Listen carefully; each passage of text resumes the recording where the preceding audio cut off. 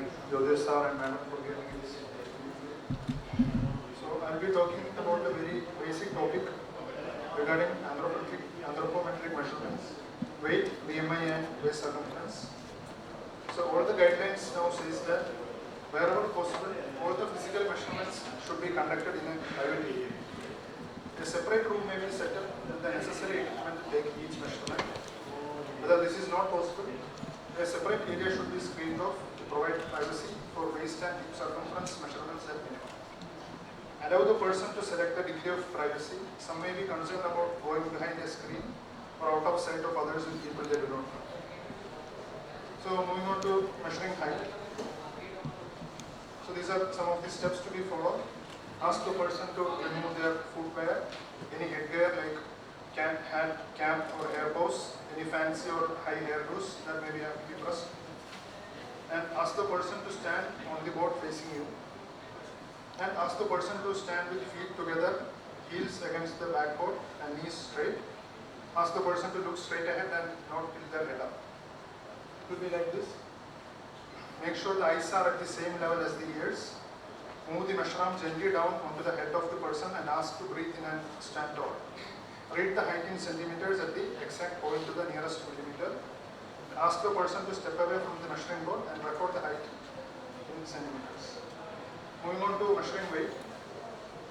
Make sure the scales are placed on a firm, flat surface. Do not place the scales on a carpet or a sloping surface or a rough or uneven surface. Follow the below steps. Put the scale on a firm, flat surface. Connect the scale to the power if it is not battery operated. Turn on the scale and wait until the display shows 0. Ask the person to remove their footwear and socks, and they should also take off any heavy belts and empty out their pockets of mobiles, wallets and coins. Ask the person to step on to the scale with one foot on each side of the scale. And ask the person to stand still, face forward, place arms on the side and wait until asked to step off. Now, get the reading and record it. Now, since we got the weight and height, we can calculate the BMI, which is weight in kilograms divided by height in meter square. And what is the importance of BMI?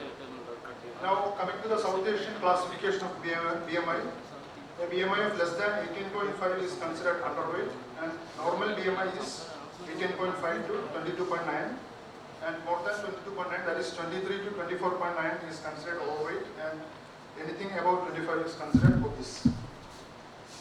Since BMI alone cannot reflect the real obesity, we also have to take waist circumference and how it has to be done. The equipment needed to take waist circumference will be a constant tension tape. And a private area, as I have said earlier, is very much necessary for taking the waist circumference. Could be a separate room or an area that has been screened off from the other people. Now, how to take the waist circumference? First, we have to prepare the person. This measurement should be taken without clothing. That is directly over the skin. If it is not possible, the measurement may be taken over light clothing. It must not be taken over thick or bulky clothing. This type of clothing must be removed. Now, where to take the measurement? It should be taken at the end of a normal expiration with the arms relaxed at the sides and at the midpoint between the lower margin of the last palpable rib and the top of the hip bone. So these are the steps. Again, like stand next to the side of the person, locate the last palpable rib and top of the hip bone, and you can ask the person to assist you in locating the sides on their body. Ask the person to wrap the tension tape around themselves and then position the tape at the midpoint of the last palpable rib and the top of the hip bone, making sure to wrap the tape over the same spot on the opposite side. Now, the person has to stand with their feet together and weight evenly distributed across both feet. Hold the arms in relaxed position at the sides. Breathe normally for a few breaths, then make a normal expiration. Measure the waist circumference and read the measurement at the level of the tape to the nearest 1 centimeter. And make sure that it is not compressing the skin. And record the measurement. So, waist circumference measurements are usually taken to provide additional information on overweight and obesity. So when we look at the WHO classification for the risk of obesity, we can see that in addition to the BMI, that is, if it is less than 18.5, and if the waist circumference is less than 94 in men and less than 80 for women, there is no increased risk. But even if the BMI is in the normal range, that that is between 18.5 and 24.9. If the waist circumference is more than 102 in men and more than 80 in women, we can see that even with normal BMI, there is an increased risk. And the risk increases as the BMI increases. So if the BMI is more than 30 and if the waist circumference is more, obviously the risk is very high.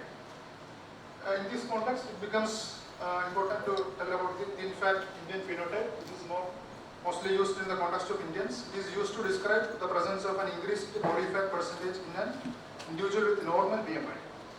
It is characterized by a smaller body frame, lower muscle mass and higher body fat percentage, particularly in the abdominal region. So while by appearance the person may be thin, but the body mass ratio indicates the presence of high fat. This condition is also called normal weight obesity or metabolic obesity. And we have already seen that more than 102 centimeter in males and more than 88 centimeter in males, that is according to the WHO classification. But when it comes to the South Asian or Indian people, we have found that in several studies that a cutoff point of keeping it low, that is 78 centimeter in men and 72 centimeter in females, are appropriate in identifying those with at least one cardiovascular risk factor for those who are having BMI more than 21.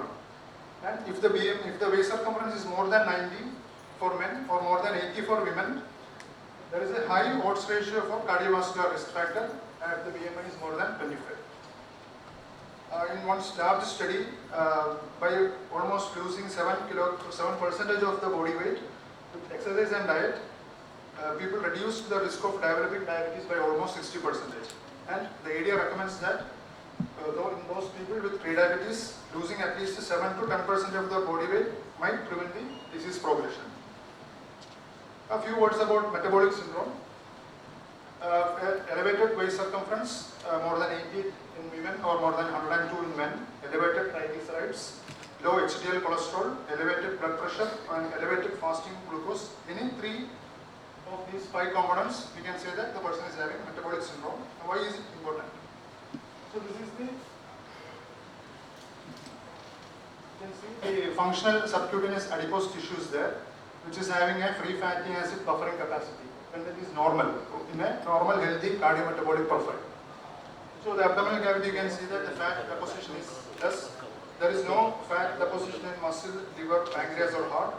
But when there is energy surplus, you can see that there is an increase in cardiometabolic risk because of the dysfunctional subcutaneous adipose tissue, which happens because of the ability of the subcutaneous tissue to expand through hyperplasia allows the safe storage of excess energy from the diet into a properly expanding subcutaneous metabolic sink.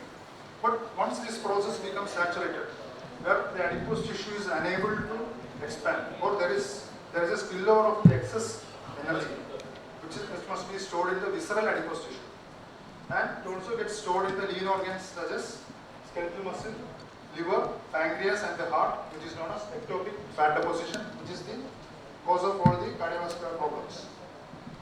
So studies have shown that at any BMI value, there is substantial individual variation in abdominal adiposity. And such variation in body fat topography is predictive of marked differences in cardiometabolic risk profile. So irrespective of BMI, excess visceral adipose tissue has been associated with insulin resistance and type 2 diabetes. And we can see that the overall dysmetabolic state observed among individuals with visceral obesity is not just limited to insulin resistance or type 2 diabetes, but it also causes a low-grade chronic state of low-grade inflammation. So that is why we usually measure the CRP in obesity. We can see that it is usually higher than the normal values. The studies have shown that at least a reduction of more than 4 centimeter in patients with visceral obesity is associated with considerable improvement in the CVD risk profile. And just a daily walk of 30 to 45 minutes is the simplest recommendations for patients with visceral obesity.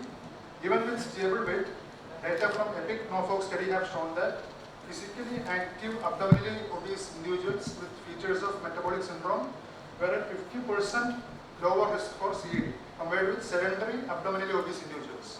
And this is true in both men and women. So beyond weight loss, physical activity should be considered as an important therapeutic objective in the management of high-risk visceral obesity.